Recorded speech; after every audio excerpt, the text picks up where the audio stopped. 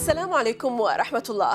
هو اليوم الدولي للتضامن مع الشعب الفلسطيني الذي دعت إليه الجمعية العامة للأمم المتحدة عام 1977 للاحتفال في أواخر تشرين الثاني نوفمبر من كل عام بهذا اليوم وإحيائه بالأنشطة المتنوعة. وفي هذا العام قال الأمين العام للأمم المتحدة أنطونيو غوتيريش: فلنعمل معا على تجديد التزامنا تجاه الشعب الفلسطيني في سعيه إلى الحصول على حقوقه غير القابلة للتصرف وبناء مستقبل يسوده السلام والكرامة والعدالة والأمن. جميل جدا، لكن عفوا سيد غوتيريش ومعذرة، أين هي الالتزامات والحقوق والمستقبل للشعب الفلسطيني؟ وفوق كل ذلك، أين السلام والكرامة والعدالة والأمن اليوم لشعب اغتصبت وسلبت أرضه وصادرتها إسرائيل باحتلالها وبمشاريعها الاستيطانية التوسعية وشردته، والآلاف من أبنائه وكباره وطلابه الشباب ونسائه يقبعون في المعتقلات الإسرائيلية؟ هذا الشعب العنيد كرس وحفر وأثبت أنه بمقاومته وكفاحه وشجاعته وعناده وصبره وصموده وصلابته أثبت أن الكرامة والعدالة هما من صنع يده، وبالتعاضد والتضامن والتعاون مع كل أحرار العالم من المقاومين لا ليوم واحد فقط وبوقفة تضامنية، بل في كل يوم، حيث يكون الوقوف إلى جانب فلسطين وأهلها والأرض وقفة عز في وجه عدو جائر وحاشيته من المطبعين، وحينها ستقرع أجراس العودة. يطيب لنا أن نستقبل من مدينة فانكوفر في كندا شارلوت كيتس، المنسقة الدولية لشبكة صامدون للدفاع عن الأسرى. أهلا بكم إلى حلقة جديدة من الداخل، معكم زينب صفار، تابعونا.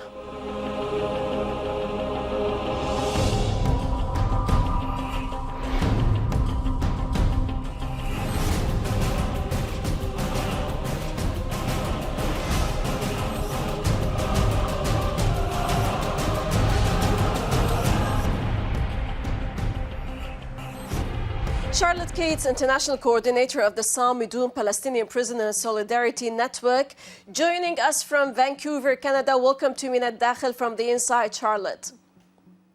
Thank you so much for inviting me to be with you today. Pure pleasure to have you. Well, Charlotte, recently we observed the International Day of Solidarity with the Palestinian people. Through these extraordinary times this year, how did you, through صامدون, express this year your symbiotic stand, solidarity and support of Palestine, and what activities have you organized? The International Day of Solidarity with the Palestinian people, this is a day that was created by the United Nations, but it's also a day that lives in the infamous kind of memory of the history of the United Nations, because it commemorates the anniversary of the partition of Palestine, which was this fundamental injustice that was done to the Palestinian people. Yet every year, for the Palestinian people and for people around the world who stand with Palestine, the International Day inspires action, mobilizing, demonstrations, protests, and organizing to stand with the Palestinian people, particularly at this critical moment when Palestine itself is in the threat of liquidation.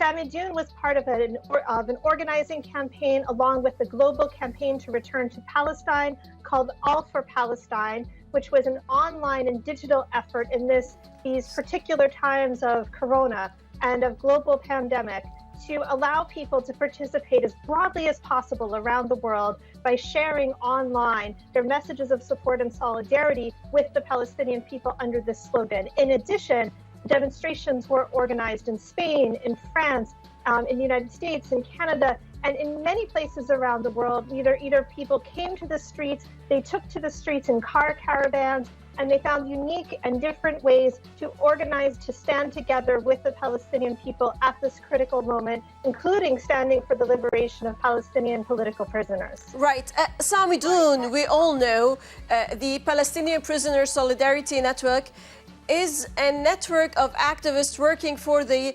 realization of the rights of Palestinian political prisoners and working to build the movement to free the prisoners. Well, this is a very thorny dossier, knowing that there is a ridiculously increase in the number of administrative prisoners in Israeli jails today, Charlotte. In this sense, might you highlight your campaigns to free Palestinian prisoners, including women and student prisoners, and how do you jump in? Despite the fact that we are going through a global pandemic, the coronavirus pandemic, which perhaps places prisoners more at risk than any other segment of the population other than extremely elderly people in long-term care, what we are seeing is that Israel is paying no regard to the threat that coronavirus poses to Palestinian prisoners, and in fact is accentuating its campaigns of arrests, night raids, torture, abuse, and persecution against the Palestinian people and against the Palestinian people's liberation movement. And of course, this comes in a context where medical neglect and abuse is routinely practiced against Palestinian prisoners in Israeli jails. We have been campaigning, along with many other organizations, to highlight some of the specific cases of Palestinian community leaders, organizers, and strugglers for freedom who are imprisoned today because of their advocacy. One such case is that of Keitan Safin, the president of the Union of Palestinian Women's Committees. She was taken from her home. She has been placed in administrative detention. This is detention with no charge, with no trial, on the basis of so-called secret evidence that can be indefinitely renewed. Palestinians spend years at a time in administrative detention. And as Keitan Safin is an internationally known feminist leader, a leader of the women's movement, not only in Palestine, but internationally, people, organizations, political parties around the world have been joining in a growing global campaign. In fact, millions of people have seen, participated, or interacted with Twitter campaigns to free Keitan Safin on an ongoing basis. In addition, the Palestinian student movement is facing severe repression. We've seen the Progressive Democratic Student Poll at Birzeit University officially labeled a prohibited organization, a terrorist organization by the Israeli occupation. Right. This is an attempt not Right. Today in the West, there is an aggressive wave of ongoing repression of Palestine activism, especially with alt-right parties and doctrines reigning over European nations. I believe your husband, Khalid Barakat, and yourself were based in Berlin until he was subjected to a political ban and your residency visa was denied renewal by German authorities. What are the obstacles to developing the movement? How draconian are today's challenges? And do you believe this will thwart your fight in various ways for the rights of the Palestinian people, Charlotte?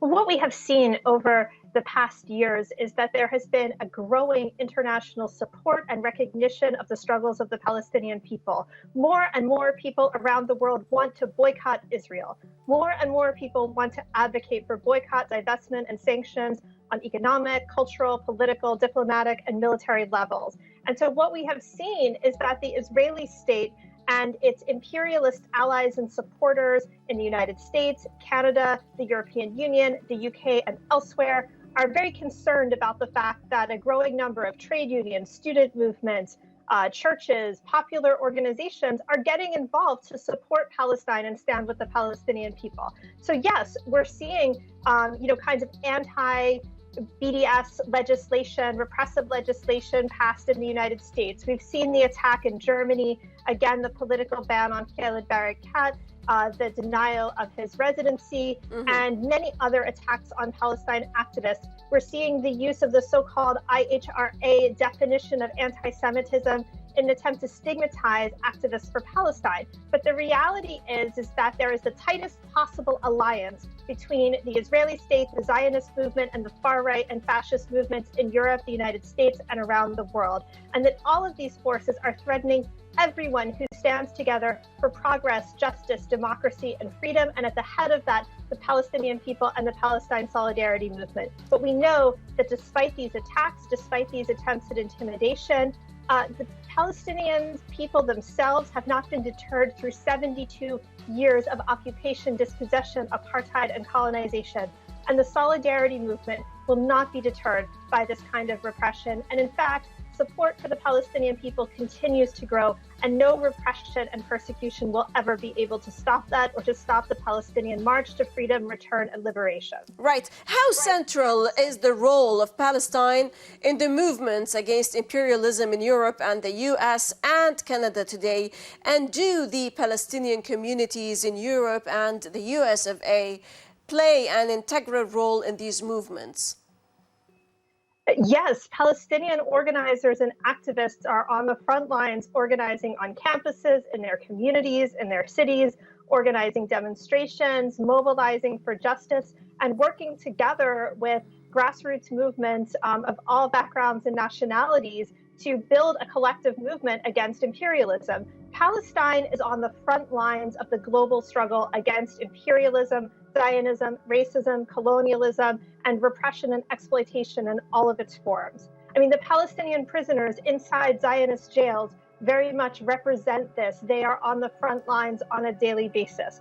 And so in Europe, in Canada, in the United States, it is Palestinian communities who, along with the Black Liberation Movement, along with all progressive movements for justice, are on the front lines confronting fascism, confronting racism, confronting all forms of oppression. And so we're seeing even greater mobilization, new movements developing, the Alternative Path for Palestine, many other organizations, the Palestinian Youth Movement, organizing to come together and build the strength of the Palestinian community in exile and in diaspora to stand alongside and fight together and uphold and claim their right to lead and march forward in the struggle for liberation. Right, Charlotte, allow us to stop now for a short break, and then afterwards we're going to focus on the real meaning of solidarity today, but after the break.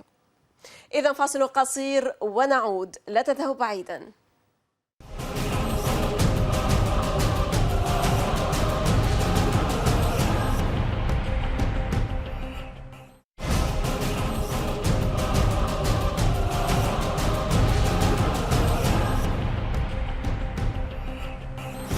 أهلا بكم من جديد. Charlotte Keytes, International Coordinator of the صامدون Palestinian Prisoner Solidarity Network. Welcome back to من الداخل.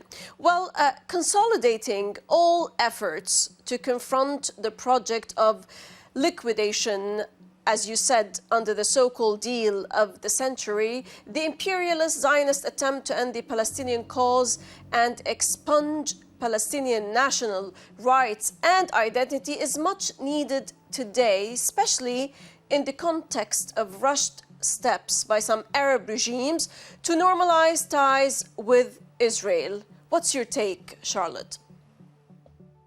Yes, the unity is a critically important factor in the struggle to fight back against normalization, in the struggle to fight back against the military killing machine of imperialism and Zionism. And yes, these relationships between reactionary Arab regimes and imperialism and Zionism have unfortunately been taking place for a long time. But we know that they do not represent the Arab peoples who continue to stand by and centralize the struggle for Palestine as part of an overall Arab liberation struggle. And it only speaks to the necessity of those of us inside the imperialist powers to escalate our organizing, to continue to fight back and mobilize, to build the boycott of Israel, to confront normalization with every move toward boycott, cultural, academic, social, political, economic, and military, and to build the international isolation of the Israeli regime as a perpetrator of war crimes and crimes against humanity and as an illegitimate entity. Right. Well, in a different vein, so to say, some critics note that the term solidarity has been deeply dismantled, drained, and lost its true, loud resounding meaning, that of armed struggle, of engagement, and not just a sort of sympathy with the people and the cause. That solidarity has turned into a delegation of foreigners who gather on a specific day every year, and then they go to their rooms booked at luxurious hotels after they finish the event.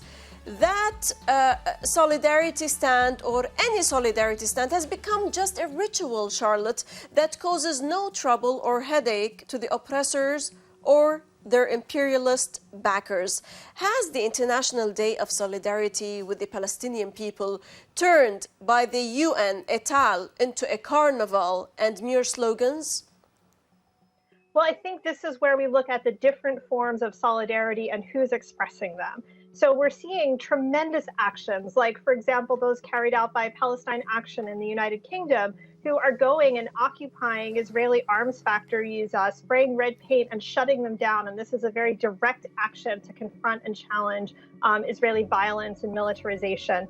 Now, of course, what we see from the United Nations, from kind of NGOs, from governments, has been nothing but an attempt to put a pretty face on the occupation, to talk about a two-state solution, and to really minimize the ongoing struggle of the Palestinian people. But one reason why we focus on supporting the Palestinian prisoners is because standing with the Palestinian prisoners and their struggle for freedom through direct action, protest, mobilization in the streets, through participating in every social movement for justice, is standing with the Palestinian people and standing with the Palestinian resistance through all forms, and standing with the Palestinian right to resist, and refusing to compromise on this fundamental issue, which, for that matter, is affirmed in international law.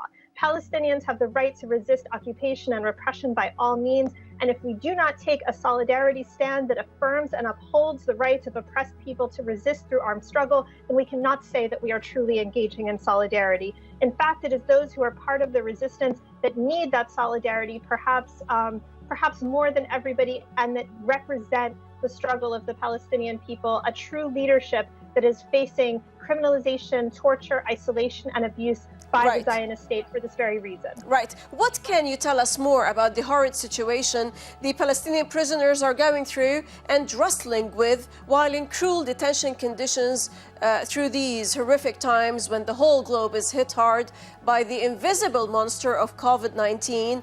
And why is it incredibly important to demand freedom for all Palestinian prisoners, especially the elderly and children and the sick prisoners, women prisoners, and those held in administrative detention without charge or trial? Palestinian prisoners are facing a tremendously dangerous situation inside Israeli prisons. What we've seen is that in the name of COVID-19 protections, Palestinian prisoners are denied access to their lawyers, denied access to family members, cut off from one another, thrown in isolation.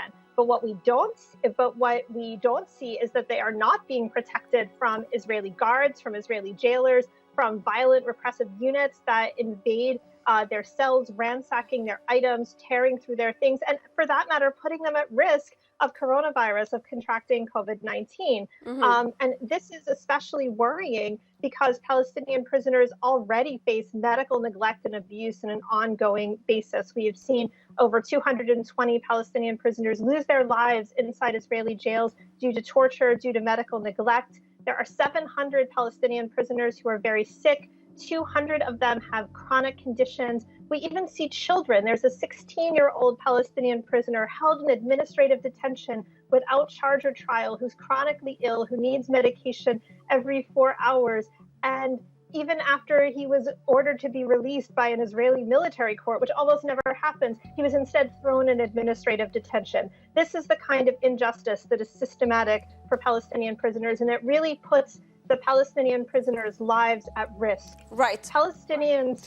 In this sense, Charlotte, facing imminent death, Maher al-Akhras has refused to eat in prison for 103 days, protesting his repeated arbitrary arrest and his administrative detention without charge or trial.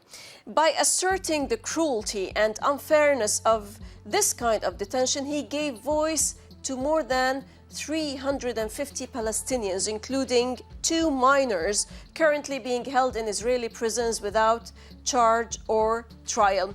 Maher al-Akhras has weaponized his own life, where his own self-destruction becomes a form of political resistance. Can you explain how a profound commitment to social justice has motivated almost all of those prisoners? Absolutely. I mean, the hunger strike has been an international weapon of prisoners who have been stripped of all their weapons, who have been stripped of all of their physical means. With solidarity, with struggle, with their commitment to liberation, with their willingness to sacrifice their very lives. And we've seen this in Ireland, we've seen this in Turkey, and certainly we've seen this over decades in Palestine. And Maher al-Akhras is very much a representative of this, is very much a representative of all those who are willing to give up everything that they have to achieve their dream, their goal, and their right to freedom and liberation. And this is why it was a celebration for people around the world when Maher al-Akhras was freed from Israeli prison on November 26th, because this was a freedom against torture, a freedom against administrative detention, a freedom against isolation that was won through his sacrifice, his struggle, and his steadfastness. And that is what we see for all 4,500 Palestinian political prisoners struggling for not only their own freedom, but for the freedom of Palestine and the freedom of their people. Now, what about the struggler George Abdallah, the Lebanese detainee in France for 36 years now? For years, and tens of hundreds of marches and solidarity efforts were made calling for the freedom of George Abdallah, who is also a leader behind bars and who actively participates as part of the Palestinian prisoners movement. In October of 2017, صامدون called in their statement for internationalizing the case of the struggler Abdallah. Why, Charlotte, George Abdallah, and have you been successful in this effort? George Abdallah continues to be imprisoned in French prisons for over 36 years. In many ways, George Abdallah is a true representative of the Palestinian prisoners movement, of the Arab liberation struggle held inside French prisons. And of course, we all know of the crimes of French colonialism against the Arab people. And George Abdallah's struggle was part of the Lebanese resistance, part of the Palestinian resistance, part and parcel of an international resistance to Zionism and imperialism. So what we have seen is the U.S. intervening, Israeli interests intervening in order to make sure that even the French courts cannot secure the release of George Abdallah. Instead, it is only struggle that can do this. And we've seen the protests and marches continue to grow despite the threat of COVID, despite the threat of the pandemic. We saw the largest demonstration that we've seen in 10 years this year outside the prison in La Maison. George Abdallah continues to participate inside his cell, inside France, in the collective hunger strikes of Palestinian prisoners. He continues to write, to lead, to organize, and he and the people of Lebanon and the Palestinian people deserve to have a free George Abdallah returning home, victorious, free and liberated. Hopefully, inshallah. Thank you very much, Charlotte Keytes, International Coordinator of the صامدون Palestinian Prisoner Solidarity Network, for your intuitive insights and your genuinely vigorous solidarity efforts. All for Palestine, and long live the Palestinian people. Thank you. Free Palestine from the river to the sea. Always, always إن شاء الله. والشكر لكم مشاهدينا الكرام على طيب المتابعة. للتفاعل أكثر تابعونا على صفحات السوشيال ميديا من كل فريق عمل من الداخل من كل الميادين. السلام عليكم ورحمة الله.